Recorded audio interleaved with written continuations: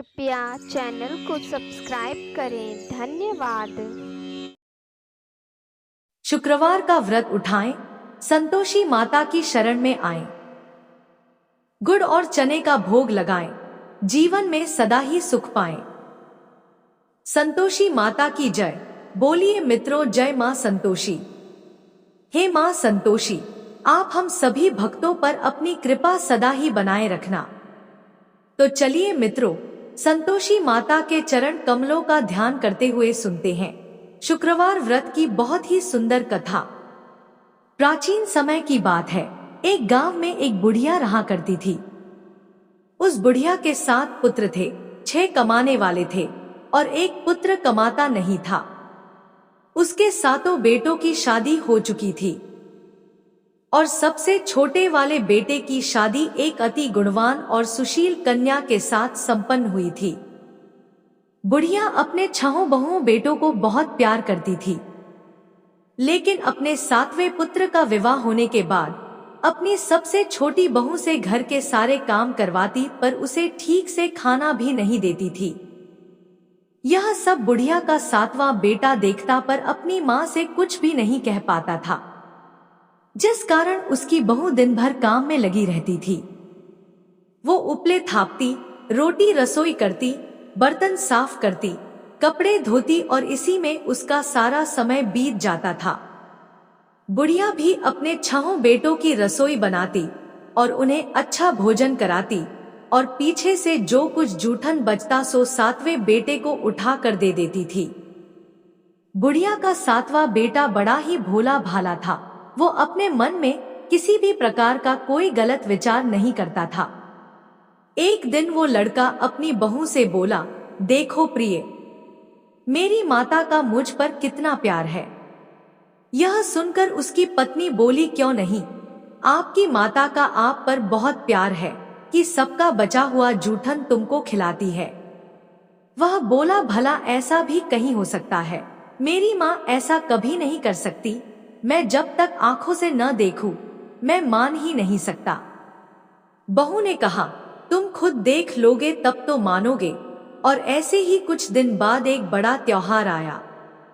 बुढ़िया के घर में 7 प्रकार के भोजन और चूरमा के लड्डू बनाए गए। बुढ़िया का 7वां बेटा अपनी पत्नी की बात को जांचने के लिए सिर दर्द का बहाना करने लगा और एक पतला कपड़ा सिर पर ओढ़कर रसोई घर के पास ही लेट गया।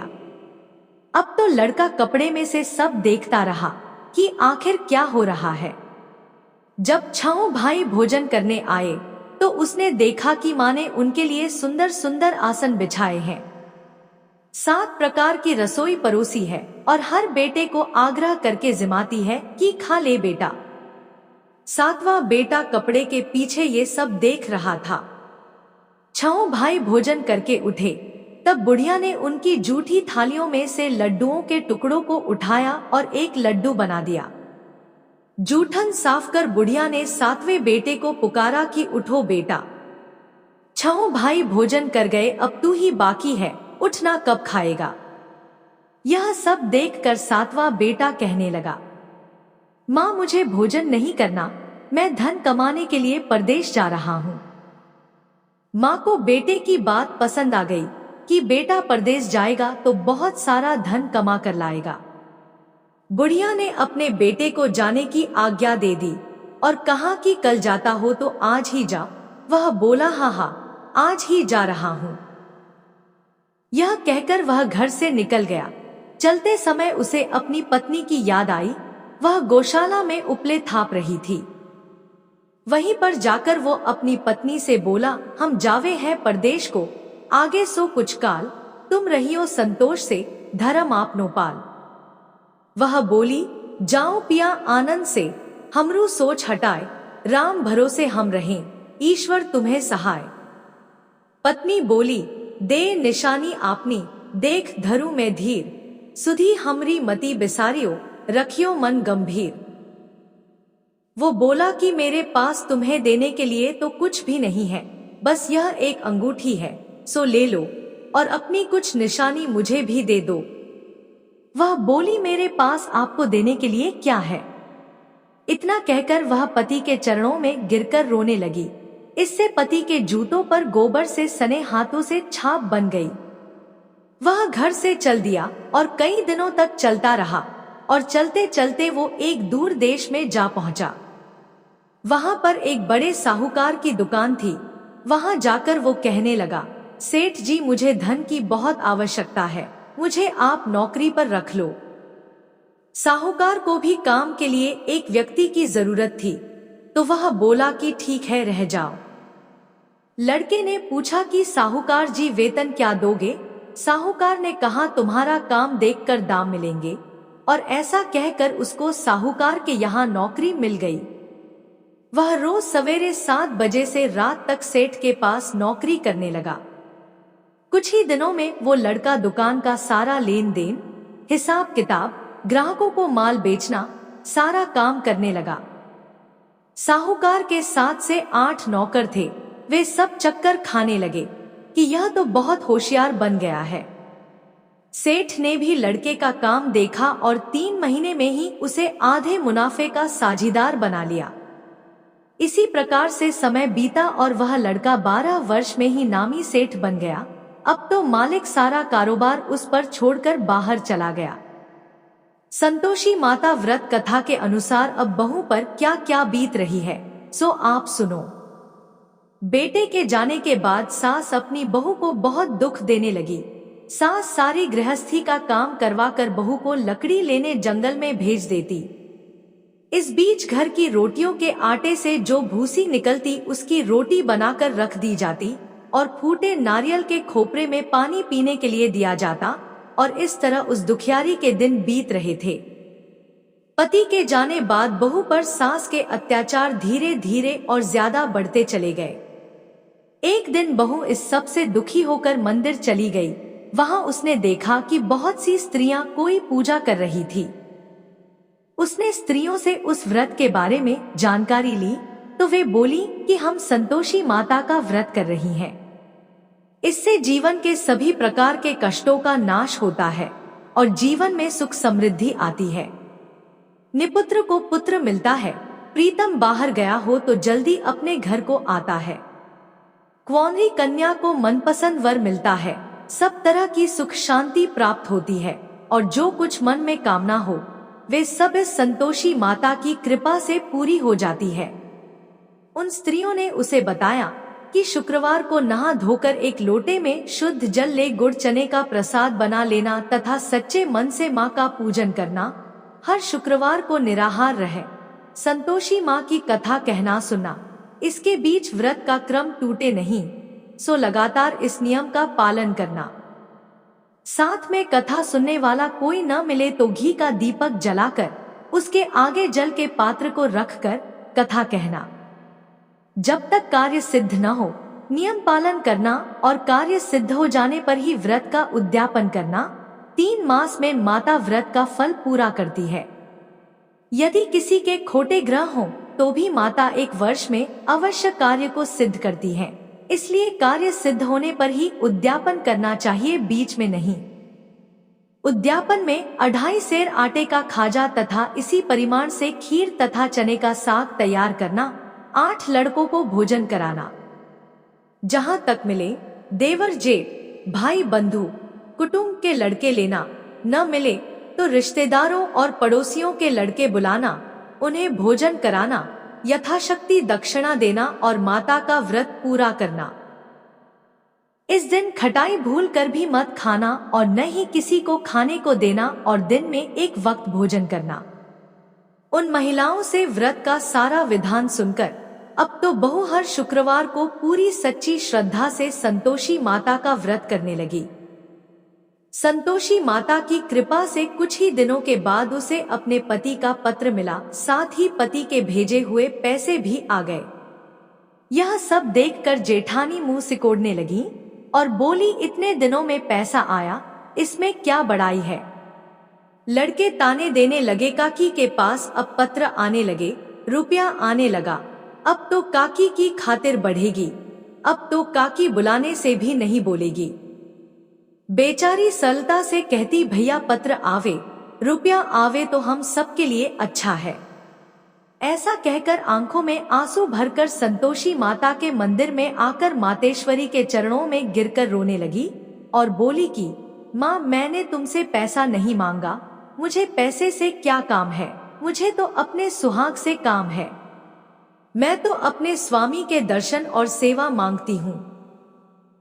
तब माता ने प्रसन्न होकर कहा, जा बेटी, तेरा स्वामी बहुत जल्दी तेरे पास आएगा।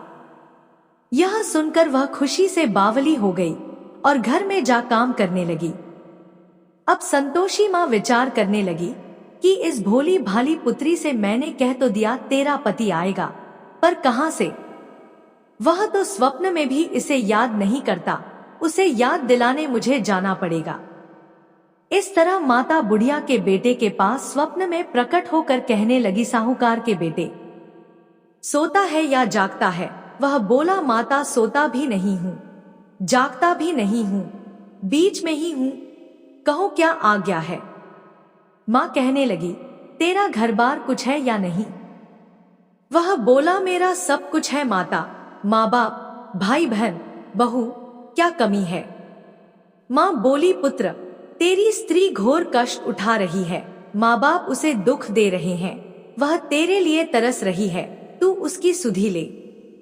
वह बोला, हाँ माता, यह तो मुझे मालूम है, परंतु मैं जाऊं तो जाऊं कैसे? परदेश की बात है, लेन देन का कोई हिसाब नहीं, कोई जाने का रास्ता नजर नहीं आता, मैं कैसे चला जाऊं? माँ कहने लगी, मेरी बात मान, सवेरे नहा धोकर संतोषी माता का नाम ले और एक घी का दीपक जला, दंडवत होकर दुकान पर जाकर बैठना, देखते ही देखते तेरा लेन देन सब चुकता हो जाएगा, जमा माल बिक जाएगा, सांझ होते होते धन का ढेर लग जाएगा। जब सवेरे उठकर उसने लोगों से अपने सपने की बात कही तो वे सब उसकी बात अनसुनी कर खिल्ली उड़ाने लगे कि कहीं सपने भी सच होते हैं। पर एक बूढ़ा बोला, देख भाई, मेरी बात मान, इस प्रकार साथ झूठ करने के बदले देवता ने जैसा कहा है वैसा ही करने में तेरा क्या जाता है? वह बूढ़े की बात मान, स्नान कर संतोषी माँ को दंडवत कर घी का दीपक जला, दुकान पर जा बैठा। थोड़ी देर में वह क्या देखता है कि देने वाले रुपया लाए, लेने वाले हिसाब लेने लगे, कोटे से भरे सामानों के खरीदार नकद दाम में सौदा करने लगे, शाम तक धन का ढेर लग गया। माता का चमत्कार देख प्रसन्न होकर मन में माता का नाम लेकर अपने घर ले जाने के लिए गहना कपड़ा खरीदने लगा और वहां के काम से निपटकर वह घर को रवाना हुआ। वहां बहू बेचारी जंगल में लकड़ी लेने जाती है, लौटते वक्त माँ के मंदिर पर विश्राम करती है। वह तो उसका रोजाना रुकने का स्थान था। दूर से धूल उड़ती देख वह माता से पूछती है, हे माता, यह धूल कैसी उड़ रही है? माँ कहती है, हे पुत्री, तेरा पति आ रहा है, अब तू ऐसा कर, लकड़ियों के 3 बोझ बना ला, एक नदी किनारे रख, दूसरा मेरे मंदिर पर और तीसरा अपने सिर पर रख। तेरे पति को लकड़ी का गट्ठा देखकर मोह पैदा होगा, वह वहां रुकेगा, नाश्ता पानी बना खाकर माँ से मिलने जाएगा। तब तू लकड़ियों का बोझ उठाकर घर जाना और बीच चौक में गट्ठा डालकर 3 आवाजें जोर से लगाना, लो सासू जी, लकड़ियों का गट्ठा लो, भूसी की रोटी दो और नारियल के खोपरे में पानी दो, आज कौन मेहमान आया है? माता की बात सुन बहू, बहुत अच्छा माता कहकर प्रसन्न होकर लकड़ियों के 3 गड्ढे ले आई। एक नदी तट पर, एक माता के मंदिर पर रखा और एक सिर पर रखा। इतने में ही वहां एक मुसाफिर आ पहुंचा। सूखी लकड़ी देख उसकी इच्छा हुई कि अब यहीं विश्राम करे और भोजन बना खाकर गांव जाए, और इस प्रकार भोजन बना विश्राम कर वह गांव को गया। वो घर में सबसे प्रेम से मिला और उसी समय बहू सिर पर लकड़ी का गट्ठा लिए घर में आती है। लकड़ी का भारी बोझ आंगन में डाल जोर से 3 आवाज देती है, लो सासू जी, लकड़ी का गट्ठा लो, भूसी की रोटी दो, नारियल के खोपरे में पानी दो। यह सुनकर सास बाहर आ गई, अपने दिए हुए कष्टों को भुलाते हुए कहती है, बहू ऐसा क्यों कहती है? तेरा मालिक, तेरा पति आया है, आ बैठ, मीठा भात खा, भोजन कर, कपड़े गहने पहन। इतने में आवाज सुन उसका स्वामी बाहर आता है और अपनी अंगूठी देख व्याकुल हो माँ से पूछता है, माँ यह कौन है?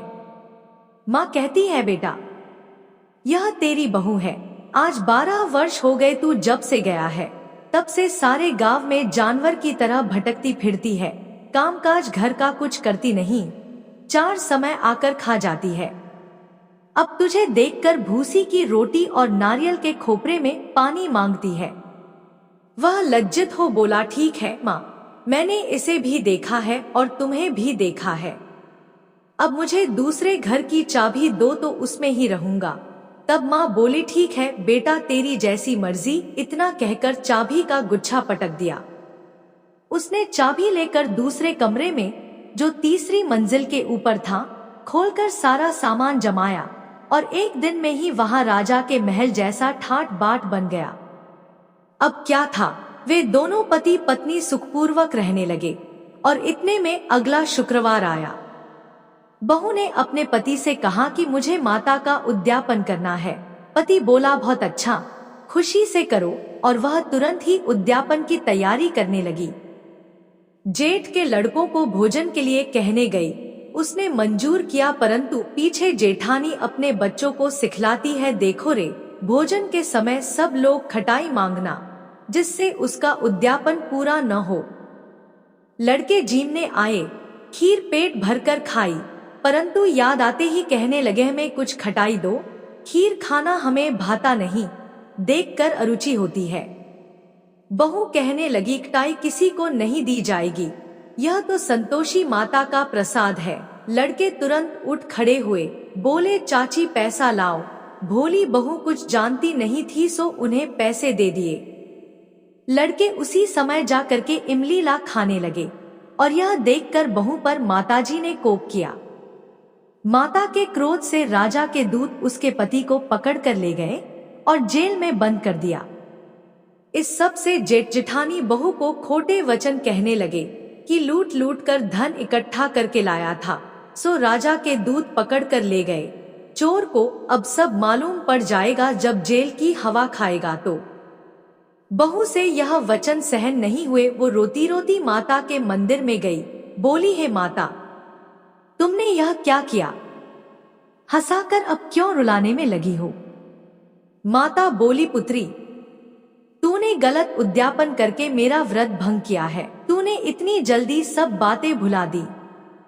वह कहने लगी, माता, भूली तो नहीं हूँ, न कुछ अपराध किया है, मुझे तो लड़कों ने भूल में डाल दिया, मैंने भूल से उन्हें पैसे दे दिए, मुझे क्षमा कर दो।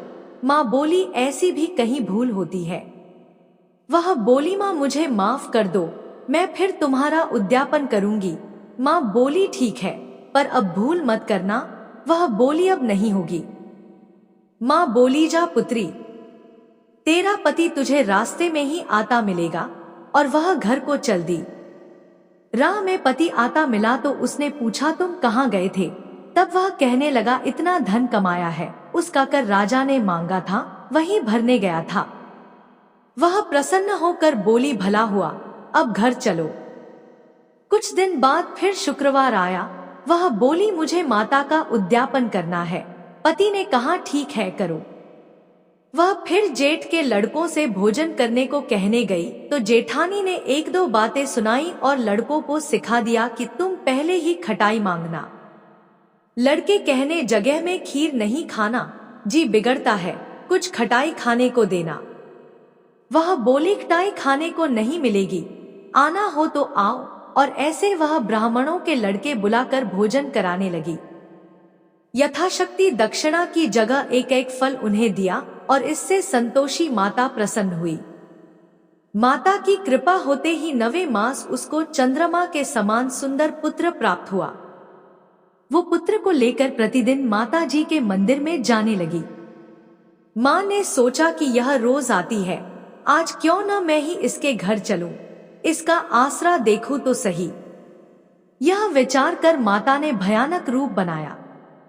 गुड़ और चने से सना मुख, ऊपर सूंड के समान होंठ, उस पर मक्खियां भिन भिना रही थी। दहलीज में पांव रखते ही उसकी सास चिल्लाई, देखो रे, कोई चुड़ैल डाकिन चली आ रही है, लड़कों इसे भगाओ, नहीं तो किसी को खा जाएगी। लड़के डरने लगे और चिल्लाकर खिड़की बंद करने लगे। यह सब बहू रोशनदान में से देख रही थी।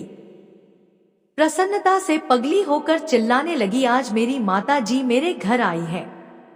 यह कहकर बच्चे को दूध पिलाने छोड़ देती है। इतने में सास का क्रोध फूट पड़ा, बोली, रान इसे देखकर कैसी उतावली हुई है जो बच्चे को पटक दिया। इतने में माँ के प्रताप से जहां देखो वहीं लड़के ही लड़के नजर आने लगे। वह बोली, माँ जी, मैं जिनका व्रत करती हूँ यह वही संतोषी माता है। इतना कह झट से सारे घर के किवाड़ खोल देती है। सबने माता के चरण पकड़ लिए और विनती कर कहने लगे, हैं माता, हम मूर्ख हैं, हम अज्ञानी हैं, पापी हैं। तुम्हारे व्रत की विधि हम नहीं जानते। तुम्हारा व्रत भंग कर हमने बहुत बड़ा अपराध किया है। हे माता, आप हमारा अपराध क्षमा करो। इस प्रकार माता प्रसन्न हुई और सभी को आशीर्वाद दिया। माता, आपने बहू को जैसा फल दिया वैसा सबको देना। जो भी भक्त माता की यह कथा पढ़े उसका हर मनोरथ पूर्ण हो।